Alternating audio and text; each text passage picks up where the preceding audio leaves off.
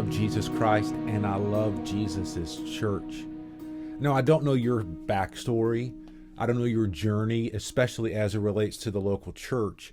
Briefly, I would say mine has included being a part of 4 local churches, 2 of them that were very conservative, varying in size as a child and as a teenager, 2 of them as an adult. One of them is here at Calvary, where Hillary and I got married and first joined in 1996.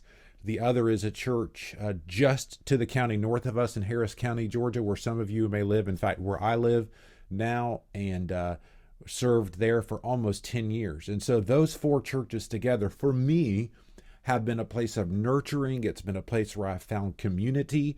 And it truly has, I've been blessed to be a part of healthy, godly churches, not without friction, not without negatives, but overwhelmingly positive, healthy expressions of Jesus's church to a community. And in fact, this Bible that I hold, I was ordained and licensed for ministry at Piney Grove Baptist Church, a church family that I love dearly, have a lot of great friends there. And they gave me this Bible when I was affirmed and licensed and ordained for pastoral ministry. And so I want to read a verse out of that Bible today.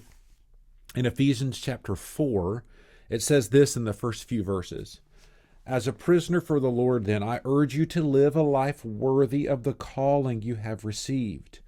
Be completely humble and gentle. Be patient, bearing with one another in love. Make every effort to keep the unity of the Spirit through the bond of peace. There is one body and one Spirit, just as you were called to one hope when you were called.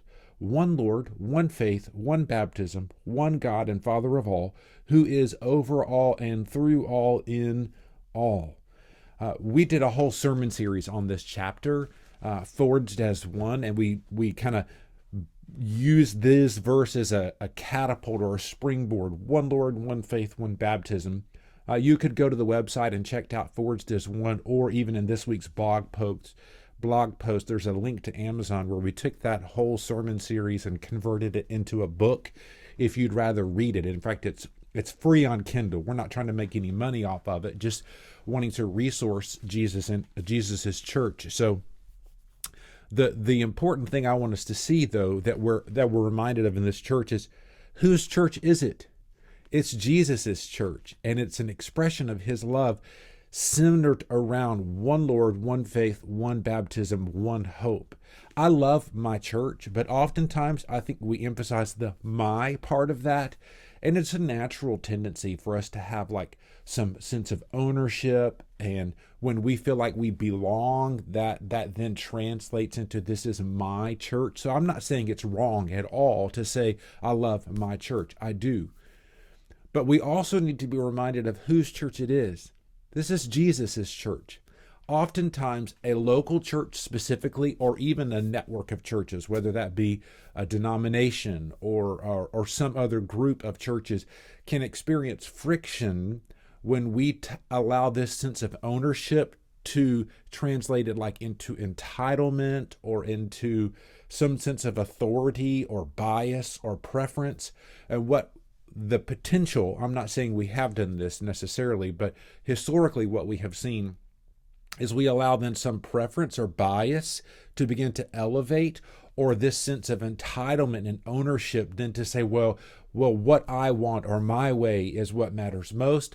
And little by little, or even sometimes like in a whirlwind swoop, we can allow something that is good and holy to be fractured or to be broken, and we can lose the opportunity that we have to be a voice into the community and to express the love of Christ.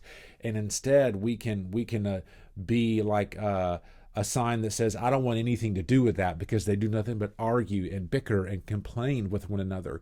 We are challenged and urged to be united around one common mission, but that begins when a group of individuals are submitted to the Lordship of Christ, and then they allow themselves collectively to walk and live under the Lordship of Christ.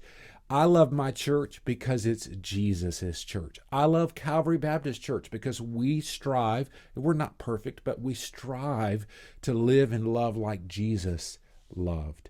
And I encourage you, if you're part of our local church, or if you're not, get connected to our church or some local church that strongly upholds Jesus and his word, and be a part of it in a way that's committed to the mission without interjecting your own preference above the mission of God. This requires humble submission to the authority of Christ. It requires hospitality and outdoing one another in service and love.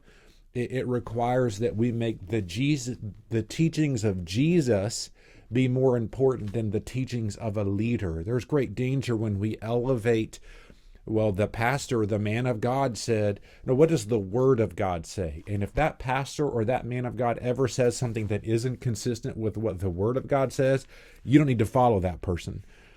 We are ultimately following the lordship of Jesus. Now, I realize I may have thrown out some triggers for you, or I may have raised some questions for you. Ultimately, I hope to encourage you to connect with a local church. If you live in the Columbus area, we would love for you to connect with our church, Calvary Baptist Church, but ultimately understand, as believers, we are connected as one church with one Lord, one faith, one baptism, one glory of hope, one glorious hope, all for his glory. We want to make his name known and not our name known. If this has prompted questions, don't hesitate to reach out. Check out our website. In fact, you can look at this past week's sermon where we looked at the theology of the local church. You can check out the sermon series Forged as One, where we went through multiple weeks through Ephesians chapter 4, breaking out what Ephesians 4 says about the local church. Or even on Amazon, you can search that book, Forged as One. I'm listed as the author, but it's really our church and the sermon series that's just been turned into a book. If you have Kindle, it's free. Hopefully all those things are ways to help encourage you to continue to grow. And until next time, God bless.